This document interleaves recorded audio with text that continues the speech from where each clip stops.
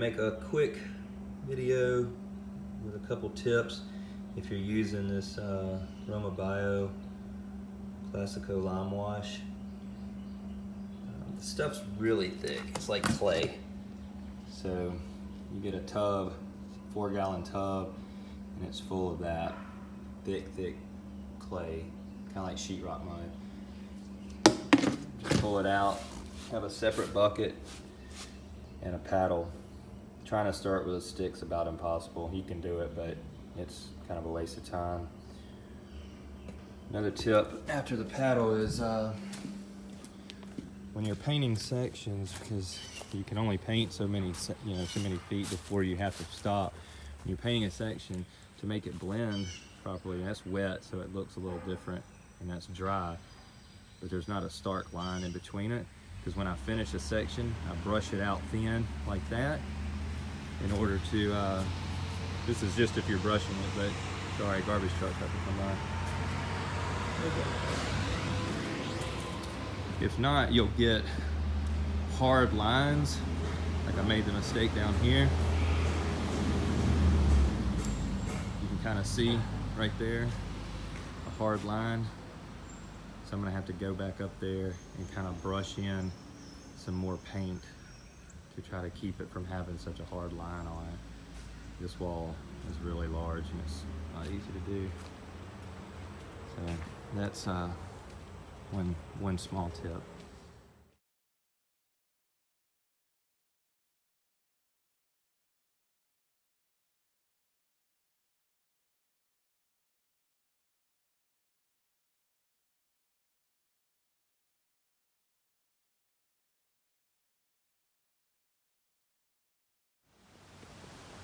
Now that I've finished painting with the Romabio Classico Lime Wash, I wanted to talk a little bit about it.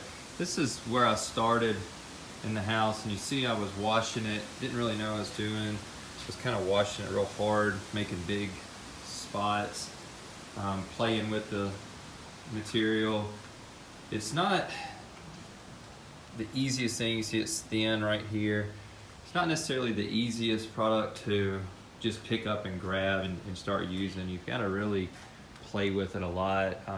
You know, I was trying to measure out the amount of water to mix in, my consistency or viscosity, I'm not really sure what you would say, but messing with it and trying to measure doing a 50% cut or doing 100%, and you more you play with it, you just start figuring out what texture, and you put the water in by eye, kind of like a chef does, I guess.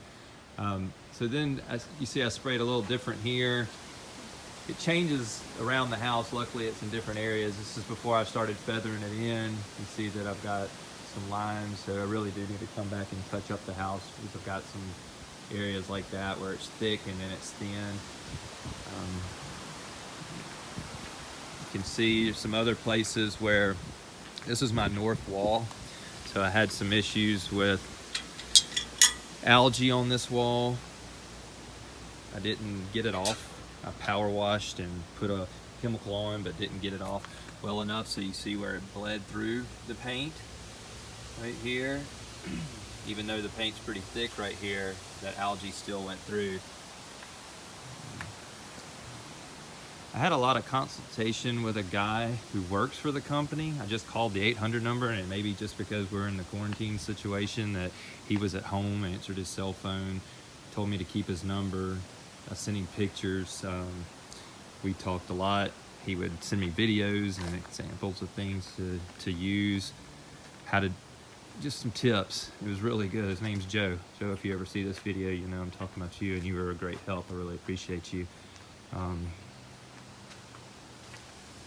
Come around the front, you can see it's a little different. I started washing it off, letting it dry more, let it get a lot drier, and then hit it, and you get more of that effect rather than those big washout marks like I was doing in the back. This has a more natural look. Looks like it's breaking off more naturally, more weather worn.